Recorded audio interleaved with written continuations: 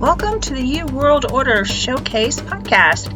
My name is Jill Hart. I'm the founder of the Empathy Edge, and this show is built for up-and-coming life, health, and transformational coaches who are looking to share their coaching journey, grow their practice to change more lives, and be the change they want to see in the world. If you're an up-and-coming coach and would like to be featured on this podcast to talk about your coaching journey, struggles, and success stories, please visit jointheyouworldorder.com, and don't forget to subscribe to get notifications of the daily Hi, and welcome content. to the You World Order Showcase podcast. Today we have with us Jill Lerman. Jill is a play and parenting coach, early childhood educator, play expert, and a mom. She empowers overwhelmed parents and caretakers to connect and engage with their little ones through simple developmental play prompts and makes parenting feel more joyful and manageable, empowering you to be the parent you want to be. Welcome to the show, Jill. It is really lovely to have you join us. Thank you so much. I'm so happy to be here. So I teased you with something about our name because we're both Yes, Jills. yes. I really just wanted to ask you, did you meet a lot of Jills while you were growing up?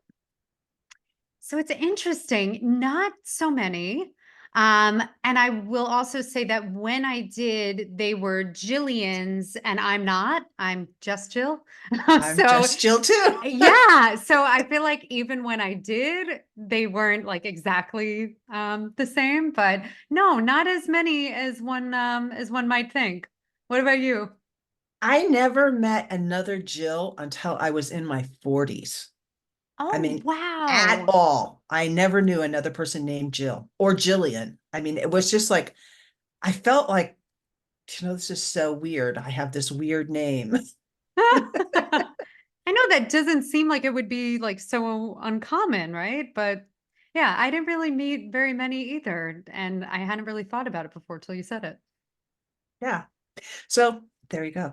There you A go. little weirdness in life. Yeah. So did you name your children with like multiple syllable names, or did you go with the simple names too?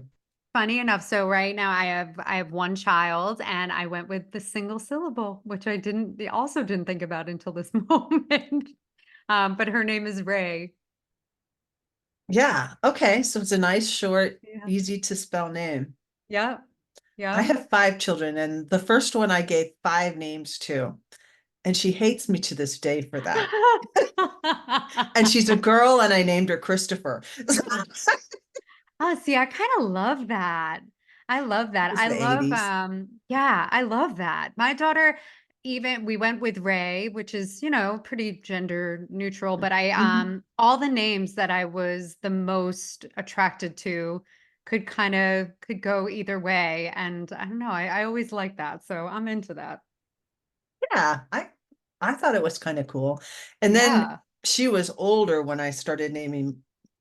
Well, she and her brother are older, and then the other 3 are younger. So the other 3 are like Bob, Jack, and Sarah.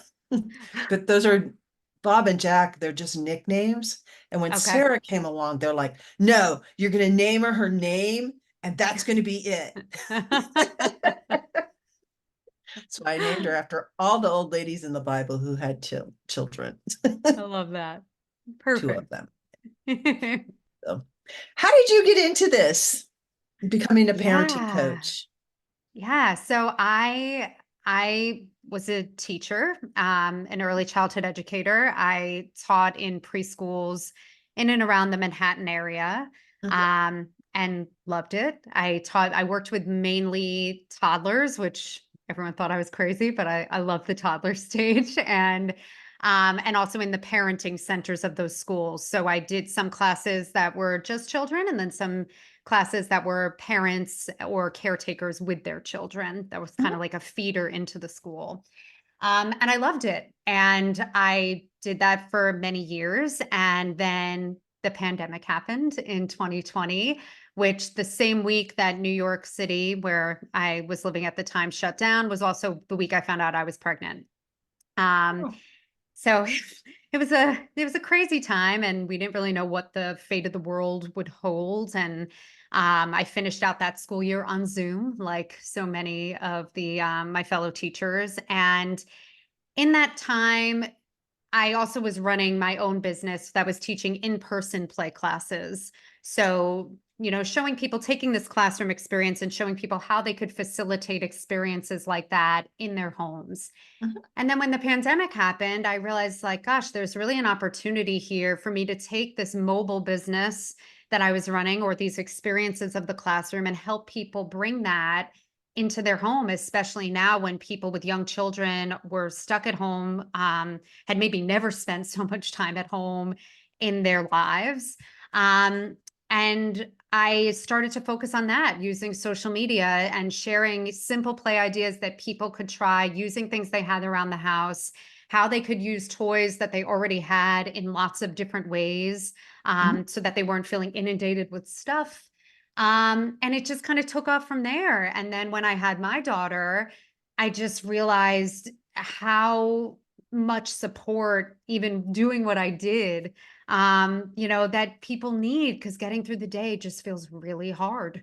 And I wanted to take my experience working with so many families, and then also then my experience now in motherhood, to facilitate that journey for others. And that was kind of how I made the pivot into the coaching space from the classroom space.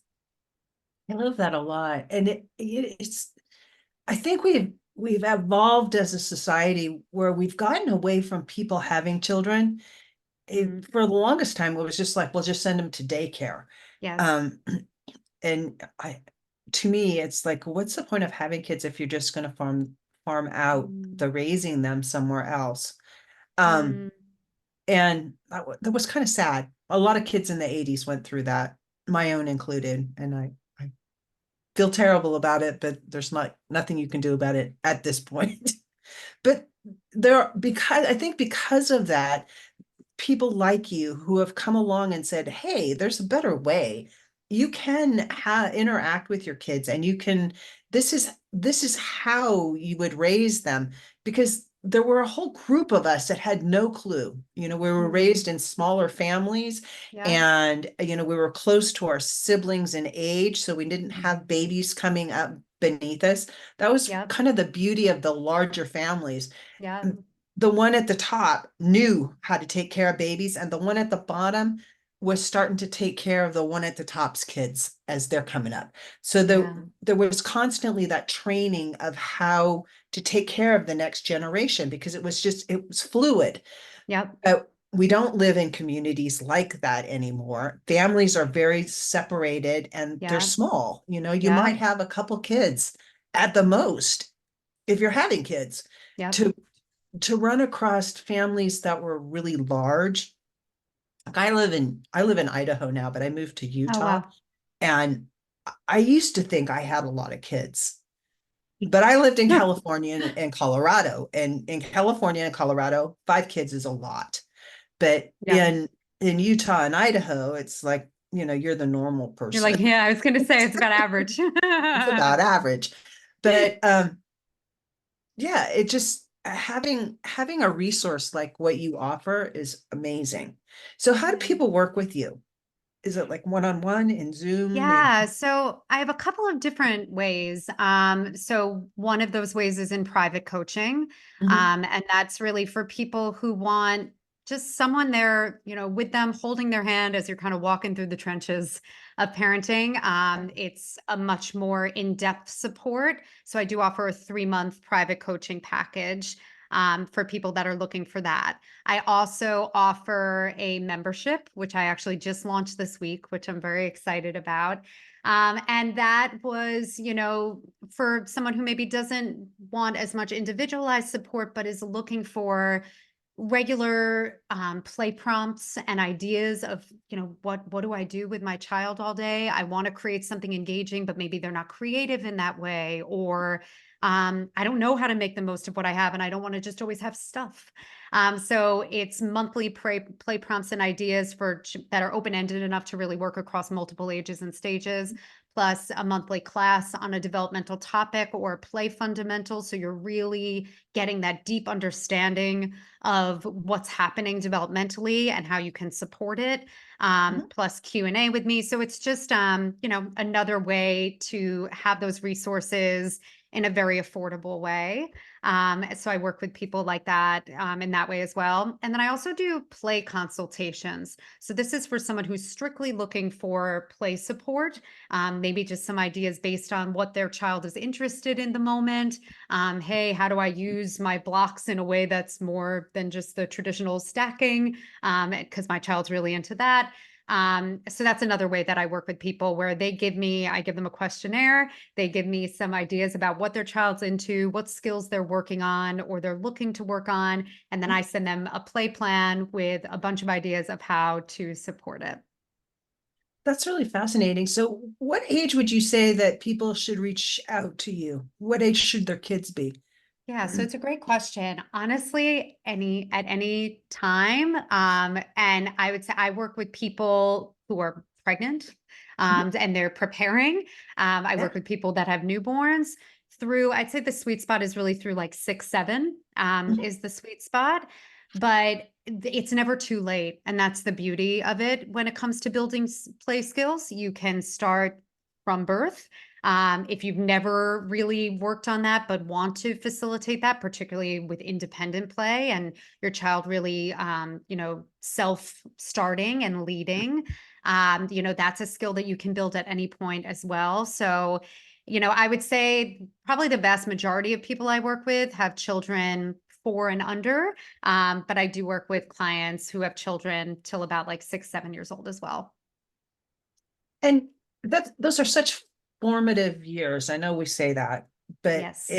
I think that people, when you're just, when you bring that baby home, it suddenly is like, oh, Yep. oh, they're a little human being. And Yes. even before they're born, it's like Oh, conception yeah. on. Oh, It's yeah. all of the pieces are so important to It's the so true. development of who they're going to be as a human Yep. being, as an adult.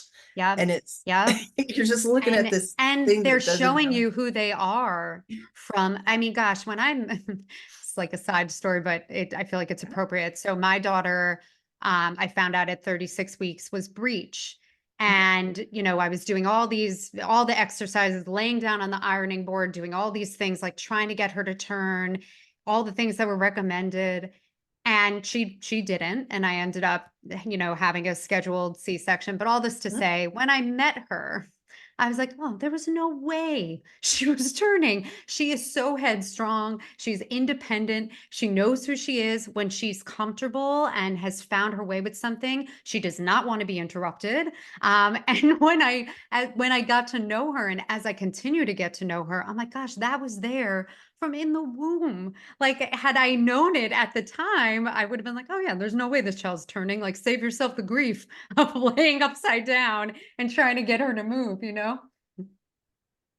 And I applaud your ability to have peace with the situation. So many times we want to just force our kids to do things the way we want them to do it, including being born. Like, Oh, no, I'm going to have this child naturally. yeah. And to me, I am a trained doula. To me, Oh, is if that you get right? that kid out and it's Yes. breathing, that was a Yes. natural That was a childbirth. natural, You did 100% it, agree. girl. Go Yes. for it. So true. And if you can So true. breastfeed, great. If you can't, your job is to make sure they get nutrition. Yes, that's right. However that happens. I Yes. have daughters that they pumped. They couldn't be bothered with sitting there and feeding the baby. And they wanted to have, other people be able to feed the baby. Yeah. So they breastfed him, but it was in a bottle. Yeah. And that Yeah. works for them. It's Yeah. like, And that's what whatever. it's all about, right? Yeah, Like finding what works for you. And I yeah. think that, like, to your point, so much of my approach in the way I work with families, and certainly in the way that I try to parent myself, is, is to follow the child's lead. And, Yes. that they're giving us information, like we said, like from the womb, about who they are. And, I feel like when we see a child for who they are, and we respect them and their individual journey, and we give them the space and the confidence to grow into the person that they are meant to be, not who Mhm. we think they should be, but who they are meant to be. that's that's when amazing things happen. That's you know, and I think that's what parenting is really all about. And often, you know, as it pertains to like the work that I do and specifically in play, but really just in parenting, period, children are so much more likely when it comes to their play to engage for longer periods of time when it's something that follows their interests. And sometimes we have these ideas, well-meaning, of course, but like about what play is supposed to look like, what they're supposed to be doing. And when they're not doing that, we don't think they're like doing it right or that we're failing in some way.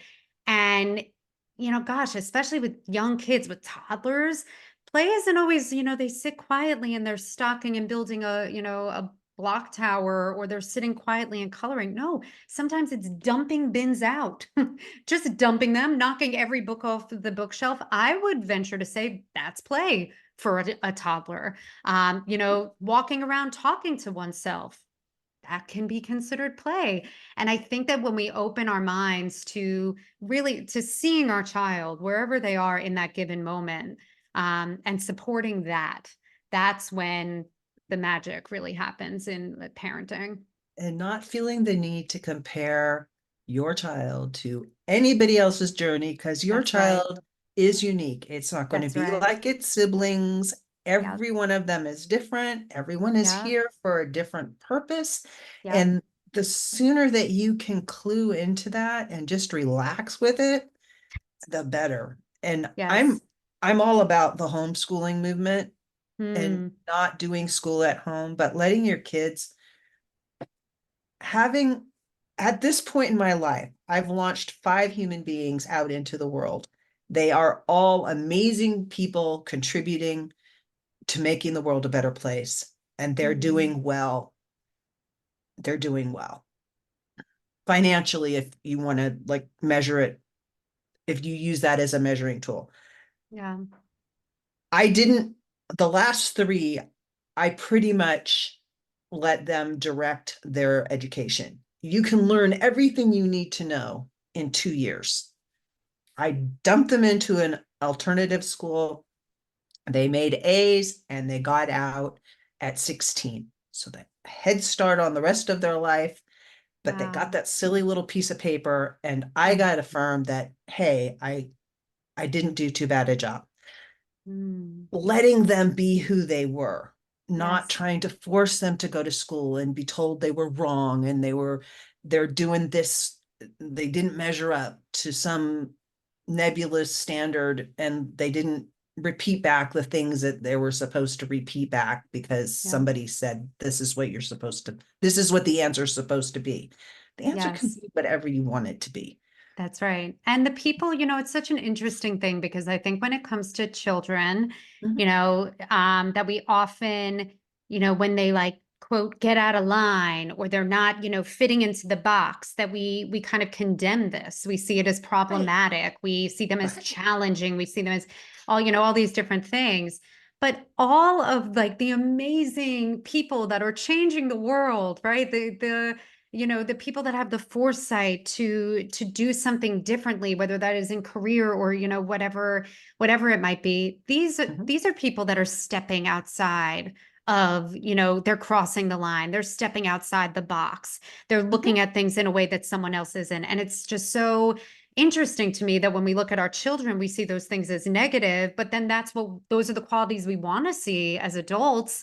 And I think that like when I think about all the children I've worked with as a classroom teacher, I see to my own daughter and now the families I support, you know, it's like when we look at children and we are saying we want those things, but then we don't want them to push back. You know, we don't want to hear, you know, that they're not listening. We don't want, it's like, well, you can't really have both. You have to accept, you know, I mean, gosh, my daughter gives it to me in terms of like, she will push back and she's testing boundaries and all these things. And even though it's difficult in the moment, and I'm not gonna lie, like, and act like it isn't, it is. I have to remind myself, like, I want her to go out in the world and do that. And if I want her to do that out in the world, then I have to be okay with it being safe for her to respectfully do that with me.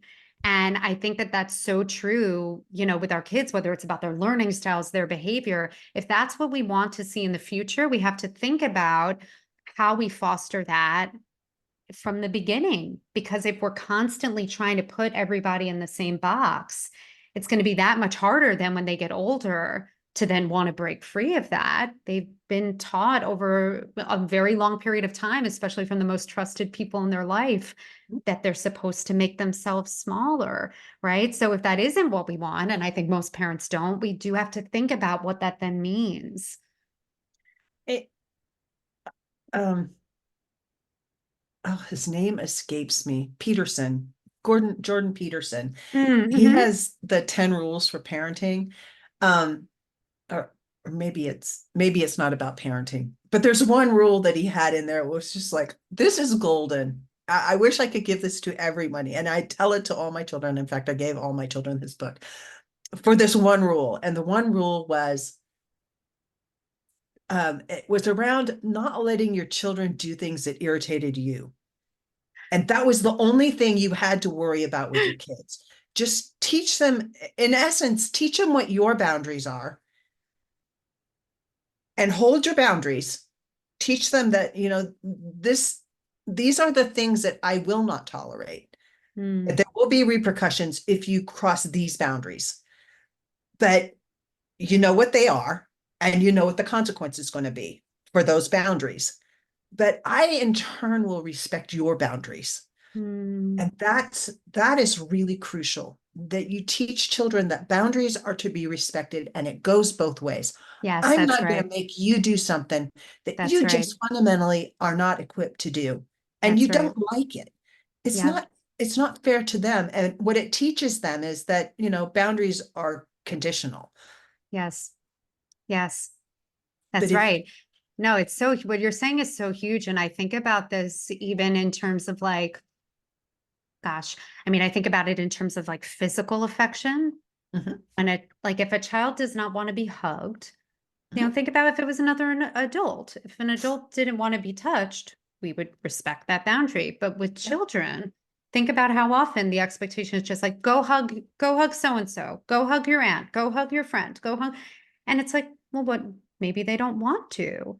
And like, shouldn't we be then instead, teaching our children to politely decline that when they don't feel comfortable? And doesn't that then translate down the line to, this doesn't feel right in my body and I'm going to say so, and people should respect that when I say so, as yeah, opposed to the expectation of they want that, so I should be doing that.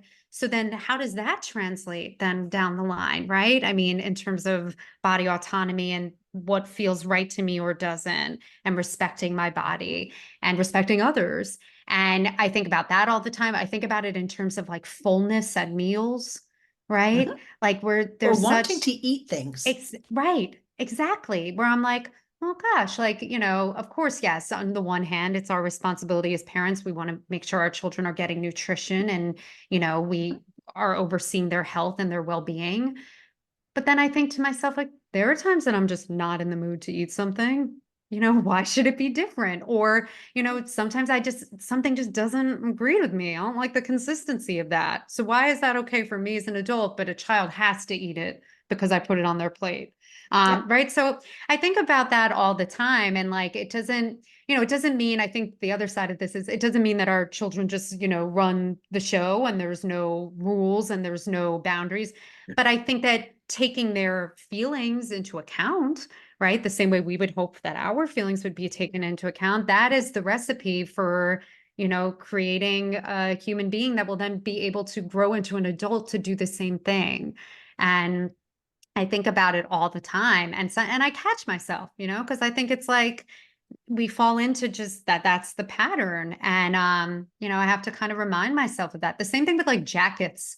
Sometimes my daughter will not put on a coat, and I'm like, well, I could like hold her down and force, or we could see, all right, your body, let's see how your body feels. I'm going to bring your coat. I think it's pretty cold out there, but you see how you feel when you get outside. And what happens 9 out of 10 times? She then asks for her coat if she's cold and she puts it on. But the difference between, that she's trusting what she feels inside, and then that's coming Yeah. from her versus it being forced from me, that's a big distinction, It's allowing her to make some decisions early on. It helps people figure out decision making. Yes, And it's a skill that a lot of kids don't learn until much yes, later because they're never yes, given the opportunity to make a choice. that's And right. simple choices like, which pair of socks would you like to wear today? It That's doesn't right. matter what the answer is.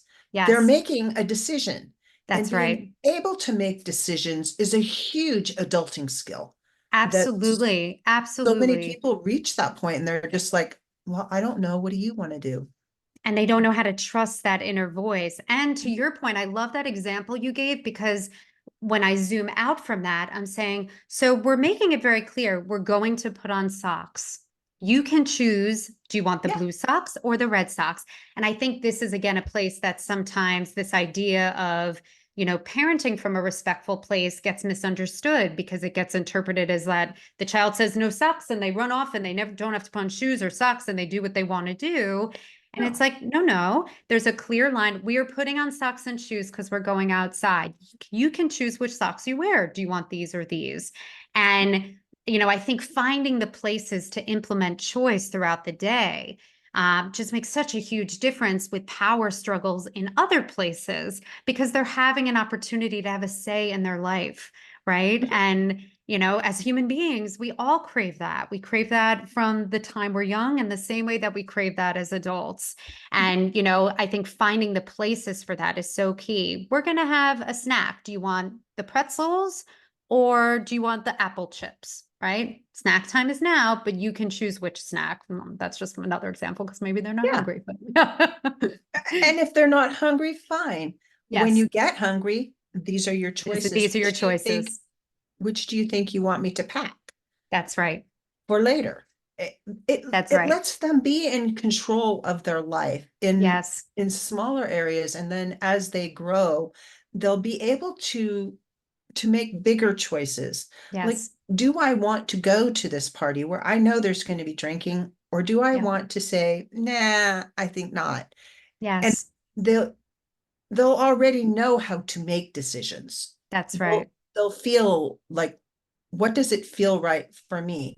And they won't Yes. feel like they have to hide things from you because you've already taught them, this is the decision-making process. Hmm. I know that when you get to this stage, you're going to be faced with some other choices Yeah. that may impact your life in ways that you don't want it to impact your life. But Yeah. you've already made these littler choices along the way, and the choices that you're making are, getting bigger. Like, which Yes. kinds of classes do you want to study? Yes. What Yes. kinds of books do you want to read? Yeah. You're going to read a book, but you can pick which kind. That's right. And so you're starting to develop bigger and more complete pictures for them about That's right. how things look on the other side of these decisions that they make. Yes. Absolutely. So, and it all starts with play. It does. It does. I feel like everything does. I mean, that was one of the things that got me into this was I saw again and again that play was the way that children learned best. And it was how they were making sense of the world around them, and, how they were, processing things, processing feelings. And I just watched again and again and again as a teacher, just how things came alive at the hands of the children. And now I feel really lucky that I get to help people facilitate that and see that magic in their home, as they kind of support their own families' play journeys. I love that so much. So you do offer people a guide to independent play at Yes. any age, and this is free and it's on your website. You want to talk about that Yes. just a little bit? Yeah, absolutely. So I think, independent play is a huge part of the work I do. It's also as a mom who freelances, but is also the primary caretaker. That's how I it's how I work. It's how I, can make my business happen while also raising my daughter. And I feel like it is one of the greatest tools that any parent can have in their toolbox. I think often people will hear independent play and they feel like, I don't know, gosh, am I neglecting my child? Or, what is that like? What does that even look like? My child's really young. And what we don't realize is that even with the best intentions as adults, when we get involved in our child's play, we change it. We have different skills than they do. We have a different realm of knowledge. And we also come in with this idea of we know how something is maybe, supposed to be played with, whereas our children see unlimited possibilities, even with everyday objects. They see ways for things to come together that we don't as adults. And so when we let them lead the way in their play, this is really where the magic happens, where the problem solving happens, the creativity happens. So this is actually something we really want to encourage, and that actually majorly supports them in their development of all the skills to come. So in this free guide, I gave some of my tried and true tips of how you can see and facilitate more independent play at home. Some things are around even where play happens in your home.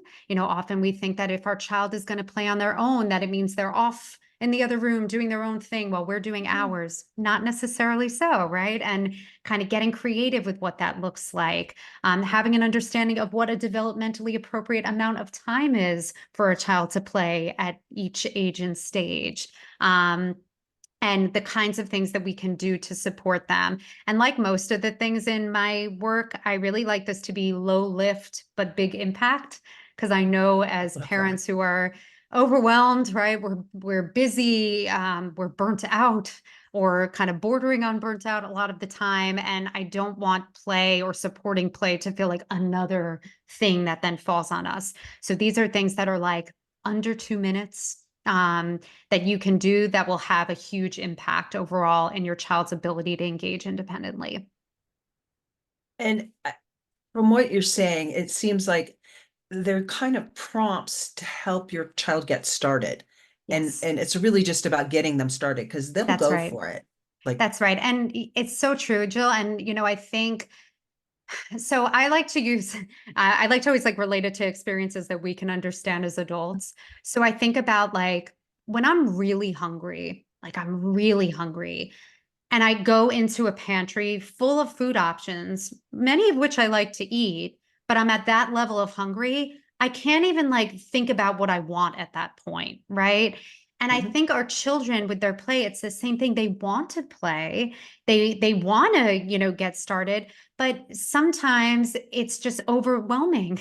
That could be the amount of stuff you have. It could be the way it's set up. It could just be, even if you're perfectly organized, that it's just an overwhelming process. So sometimes it's just about the little something to kickstart it. And that's a big part of the work I do, is in helping families, sometimes giving ideas for what those prompts could be, that many children would enjoy. And sometimes it's about how to help you become that active observer, so then you know what your child's play prompt would be, or what will get them started. Because we are all unique individuals, and the same is true for our children. And you can kind of figure out what your child's play superpower is, or what's going to work for them. But it's about knowing how to find that. And yeah, I think our children want to play, but sometimes we assume that they should be able to just go. And some children can. And many, I would say the vast majority, need some support. And that support could be as simple as we put something out that they use all the time, but in a place that they're not used to seeing it, or in combination with something else that's like, what's that, right? My animals are next to my blocks. That's different, right? Or, hey, my blocks are over there up on the table. I'm pointing my daughter's child-sized table. They're up on the table rather than on the floor. That's something.